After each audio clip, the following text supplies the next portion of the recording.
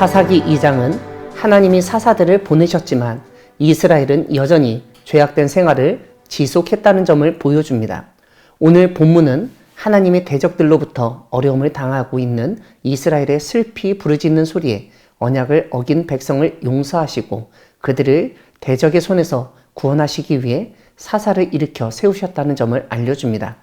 오늘 본문 앞부분에서 하나님은 이스라엘에게 너희는 이 땅의 주민과 언약을 맺지 말며 그들의 제단을 헐라하였거늘 너희가 내 목소리를 듣지 아니하였으니 어찌하여 그리하였느냐고 질책하십니다. 그래서 하나님은 내가 그들을 너희 앞에서 쫓아내지 아니하리니 그들이 너희 옆구리에 가시가 될 것이며 그들의 신들이 너희에게 올무가 되리라고 선포하십니다. 그래서 이스라엘은 소리 높여 울었고 그래서 그곳 이름을 보김이라고 부르게 됐습니다. 11절 이하를 보면 이스라엘은 하나님 눈 앞에서 악을 행하였습니다. 그것은 다름 아니라 하나님 아닌 다른 신들을 섬긴 것입니다.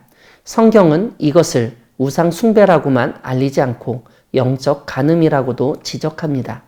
이러한 영적 간음을 저지른 이스라엘은 영적인 판단력이 흐려져서 17절을 보면 결국 이스라엘 백성은 하나님이 세우신 사사도 따르지 않았다고 알려줍니다.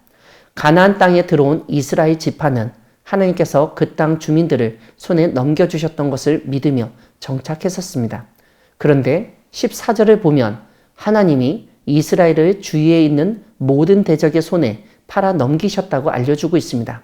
즉 하나님의 말씀을 지키지 않고 신실하지 않은 이스라엘에게 하나님은 가나안 족속이 겪었던 일, 전쟁에 패하고 섬기게 될 운명을 이스라엘이 겪게 하셨던 것입니다. 그런 가운데 하나님은 놀라운 일을 행하십니다. 18절에서는 사사를 통해서 하신 하나님의 구원 사역을 간략하게 설명하고 있습니다. 대적들로부터 고통당했을 때 이스라엘의 탄식을 들으시고 사사를 세워 함께 하시며 그들을 통해 대적의 손에서 구원하셨다는 것입니다. 그런데 이렇게 구원을 경험한 이스라엘 백성은 하나님을 잘 섬기는 것이 아니라 두 마음을 품어 또다시 다른 신을 섬기고 절하고 입에 참아 담지 못할 일들을 했습니다. 그러므로 이스라엘에 하나님의 진노가 임하여 하나님과 열조가 세운 언약 파기로 인한 계약 무효가 성립되는 것을 볼 수 있습니다.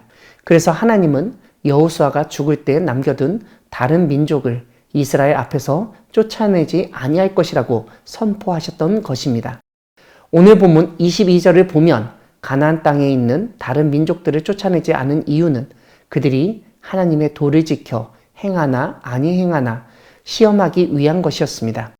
사랑하는 광야교회 성도 여러분, 하나님은 우리의 죄성을 깨닫게 하시고 회개하여 하나님의 구원을 경험하게 하시는 분이십니다. 모든 인간은 죄성을 가지고 있습니다. 누구나 어려움에 처하게 되면 무엇이든지 도울 만한 것에 기웃거리게 되어 있습니다. 우리가 잘 알듯 어떤 사람은 하나님, 부처님을 함께 부르며 도움을 청하기도 합니다. 왜냐하면 그에게는 진짜 신이 누구인가 보다는 나를 도울 수 있는 신, 나를 도와주는 신이면 된다는 생각이 있기 때문입니다.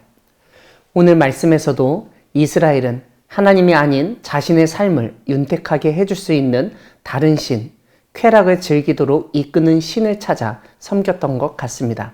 그렇다고 그들이 하나님을 잊어버린 것은 아니었습니다. 다다익선이라고 그들의 짧은 생각에 하나님도 섬기고 다른 신도 섬기면 모든 것이 잘 될 것이라는 생각이 있었기 때문입니다. 그러다가 어려움을 겪을 때 자신이 섬기고 기웃거렸던 신들의 이름을 부르고 효험을 얻어보려 하지만 어디 하나 도움될 것이 없었습니다. 결국 이스라엘이 어려움을 겪던 그때 그들의 최후 선택은 하나님이었습니다. 그때 하나님은 그들의 도움 요청에 응답하셨습니다.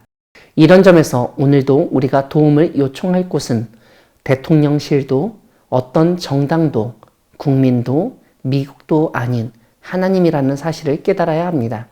하나님은 우리의 고난, 아픔을 누구보다 잘 아시고 민감하게 반응하시는 분이십니다. 그리고 우리가 하나님의 도를 지키는지 확인하시는 분이십니다. 그러므로 어려움이 있을 때는 하나님께 간구하고 어떤 어려움과 고난이 있더라도 끝까지 하나님의 도를 지켜 행하는 우리 모두가 되기를 소망합니다. 아멘.